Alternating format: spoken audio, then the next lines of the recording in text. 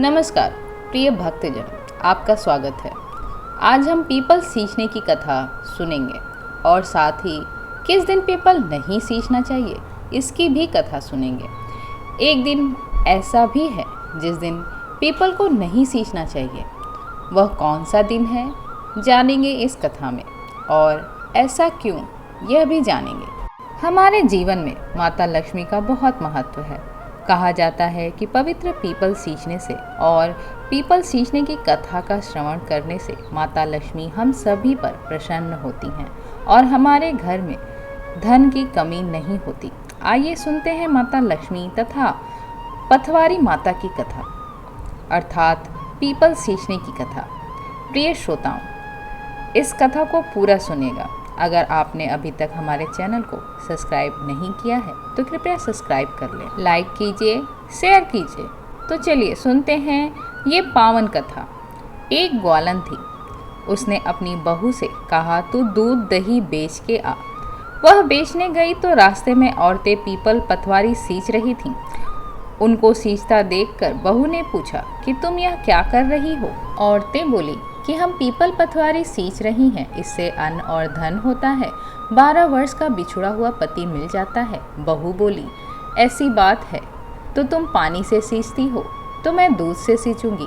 गुजरी बहू रोजाना दूध दही बेचने नहीं जाती। वो रोजाना दूध को पीपल में और दही पथवारी में सींचती। सास दूध दही का दाम मांगती तो कह देती, महीना पूरा हो जाने पर लाकर दूंगी। कार्तिक का महीना पूरा हो गया। पूर्णिमा के दिन बहू पीपल पथवारी के पास जाकर धरना देकर बैठ गई। पथवारी ने पूछा, तुम मेरे पास क्यों बैठ गई। बहू बोली कि सास दूध दही का दाम मांगेंगी। पीपल पथवारी बोली कि मेरे पास क्या दाम रखा है, ये तिनका पत्ता धतुरा, इसको ले जा। बहू ने वही ले जाकर कोठरी में रख दिया और डर के मारे कपड़ा ओढ़ के सो गई। सासू बोली, पैसे ले आई बहू। बहू बोली, कोठरी में रखे हैं। सासू ने कोठरी खोल के देखा तो देखा हीरा मोती जगमगा रहे हैं। सासू बोली, बहू इतना धन कहाँ से लाई। बहू ने आकर देखा तो सच्ची में ही धन भरा हुआ है। बहू ने सास को सारी बात बता दी। सास ने कहा, अब की कार्तिक में मैं भी पथवारी सींचूंगी। कार्तिक आया। सास दूध दही तो बेच आती, हांडी धोकर पीपल पथवारी में चढ़ा देती। आकर बहू से कहती, मेरे से दाम मांग। वो कहती, सासू जी कोई बहू भी दाम मांगती है। मगर सास कहती, तू मांग। बहू बोली, सासू जी पैसे ले आओ। तो सास पीपल पथवारी के पास जाकर बैठ गई। पीपल पथवारी ने सास को पान धतूरा भरा टिंडा दे दिया। उसे लेकर जाकर कोठरी में रख दिया। बहू ने खोल कर देखा तो उसे कीड़े मकोड़े बिलबिला रहे थे। बहू ने कहा, सासू जी यह क्या है। सास ने आकर देखा और बोलने लगी, पीपल पथवारी ने ये क्या किया, इसको तो धन दिया, मुझको कीड़े मकोड़े दिए। तब सब कोई बोलने लगे कि बहू तो सत की भूखी सींची थी, तुम धन की भूखी। हे पथवारी माता, जैसे बहू को दिया वैसा सबको देना, जैसा सास को दिया वैसा किसी को न देना। जय लक्ष्मी माता, जय पथवारी माता। प्रिय भक्तजनों, अगर अभी तक आपने चैनल को सब्सक्राइब नहीं किया है तो कृपया सब्सक्राइब कर ले। आइए आगे की कहानी सुनते हैं। एक बूढ़ा ब्राह्मण था। वह रोज पीपल को जल से सींचता था। पीपल में से रोज एक आवाज़ निकलती और कहती, पिताजी मैं आपके साथ जाऊंगी। यह सुनते सुनते बूढ़ा ब्राह्मण दिन ब दिन कमजोर होने लगा। तो बुढ़िया ब्राह्मण ने पूछा कि क्या बात है। बूढ़ा ब्राह्मण बोला कि पीपल से एक लड़की निकलती है और कहती है कि वह भी मेरे साथ चलेगी। बुढ़िया बोली कि कल ले आना उस लड़की को। जहाँ 6 लड़कियाँ पहले से ही हमारे घर में हैं, वहाँ 7वीं लड़की और सही। अगले दिन बूढ़ा उस लड़की को घर ले आया। घर लाने के बाद बूढ़ा ब्राह्मण आटा मांगने गया तो उसे पहले दिनों की अपेक्षा आज ज़्यादा आटा मिला। तब बुढ़िया वह आटा छानने लगी तो लड़की ने कहा, लाओ माँ मैं छान देती हूँ। जब वह आटा छानने बैठी तो परात भर गया। इसके बाद माँ खाना बनाने जाने लगी तो लड़की बोली कि आज रसोई में मैं जाऊँगी। तो बुढ़िया बोली कि ना, तेरे हाथ जल जाएंगे। लेकिन लड़की नहीं मानी और वह रसोई में खाना बनाने गई। तो उसने तरह तरह के 3600 व्यंजन बना डाले और आज सभी ने भरपेट खाना खाया। इसके पहले वह आधा पेट भूखा ही रहते थे। रात हुई तो बुढ़िया का भाई आया और कहने लगा कि दीदी मैं तो खाना खाऊंगा। बुढ़िया परेशान हो गई कि अब खाना कहाँ से लाएगी। लड़की ने पूछा कि क्या बात है माँ। उसने कहा कि तेरे मामा आए हैं और रोटी खाएंगे, लेकिन रोटी तो सबने खा ली है, अब उनके लिए कहाँ से लाऊंगी। लड़की बोली कि तू चिंता मत कर, मैं बना दूंगी। और वह रसोई में गई और मामा के लिए 3600 व्यंजन बना दिए। मामा ने भर पेट भोजन किया और कहा कि ऐसा खाना इससे पहले उसने कभी नहीं खाया है। बुढ़िया ने कहा कि भाई तेरी पावनी भांजी है, उसी ने बनाया है।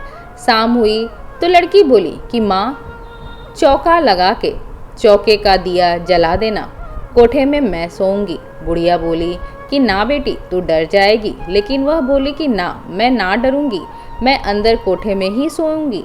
वह कोठे में ही जाकर सो गई। आधी रात को लड़की उठी और चारों ओर आंख मारी तो धन ही धन हो गया। वह बाहर जाने लगी तो बूढ़ा ब्राह्मण सो रहा था। उसने देखा तो कहा कि बेटी तू कहाँ चली।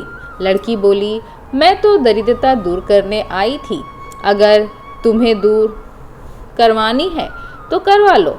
उसने बूढ़े के घर में भी आग झपका दिया तो चारों ओर धन ही धन हो गया। सुबह सवेरे सब उठे तो लड़की को ना पाकर उसे ढूंढने लगे कि पावनी बेटी कहाँ चली गई। बूढ़ा ब्राह्मण बोला कि वह तो लक्ष्मी माता थी जो तुम्हारे साथ मेरी दरिद्रता भी दूर कर गई। हे लक्ष्मी माता, जैसे आपने उनकी दरिद्रता दूर की वैसे ही सबकी करना। हिंदू धर्म में पीपल के पेड़ का विशेष महत्व है। इसे देवता का निवास स्थान माना जाता है, इसलिए इसकी सिंचाई व पूजन पूर्णदायी कहा जाता है। पर बहुत कम लोग जानते हैं कि पीपल की जड़ को शनिवार के दिन सूर्योदय के बाद नहीं सींचना चाहिए। मान्यता के अनुसार ऐसा करने पर मनुष्य का सर्वनाश हो जाता है। इस संबंध में भगवान श्री कृष्ण से जुड़ी एक कथा है, धर्म ग्रंथों में प्रचलित है। भगवान श्री कृष्ण की श्रेष्ठ पटरानी रुक्मणी की एक छोटी बहन कुलक्ष्मी बहुत दरिद्र व कलहकारी थी। उसका विवाह करने के लिए रुक्मणी ने भगवान श्री कृष्ण से प्रार्थना की। इस पर श्री कृष्ण ने कुलक्ष्मी का विवाह वनवासी मुनि से करने की बात कही, ताकि वन में रहने से वह किसी से कलह नहीं कर पाए और मुनि के साथ में सुधरने का भी संभावना रहे। रुक्मणी की सहमति पर श्री कृष्ण ने उसका विवाह एक वनवासी मुनि से करवा दिया, पर वह मुनि की संगत में भी नहीं सुधरी। उल्टे उसने मुनि की पूजा अर्चना, दान पुण्य व हवन आदि कार्य का भी विरोध किया।